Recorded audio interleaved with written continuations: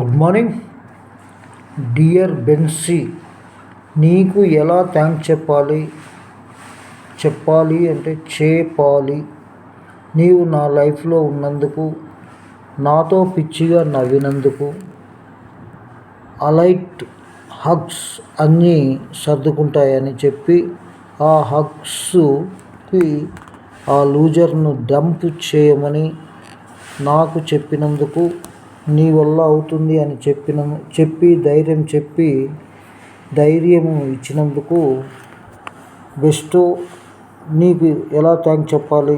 ఒళ్ళు బాగా లేనప్పుడు నీవు పంపే ఆ కిచిడీకి నా బిడ్డని నీ బిడ్డలాగా చూసుకున్నందుకు, రాశిగా ప్రేమ ఇచ్చి రాశిగా మీమ్స్ పంపినను హీల్ చేసినందుకు, ప్రతి క్షణము నాతో పాటే ఉన్నందుకు.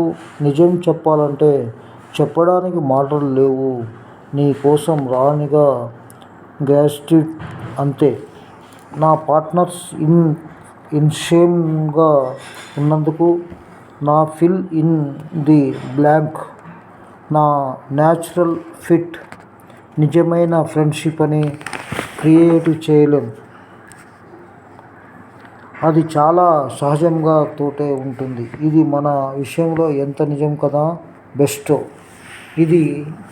ఈ లేఖ సాక్షి పత్రికలో మొదటి పేజీలో చేతి రాతతోటి రాసినటువంటిది.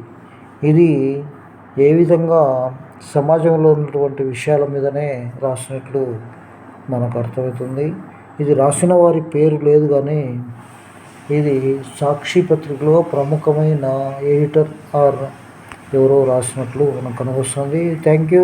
ఇది ప్రేక్షక మహాశైలకు అందాలనే ఉద్దేశంతో దీన్ని యథాతథంగా చదివి దీన్ని అప్లోడ్ చేస్తున్నాం. నమస్తే. Thank you very much.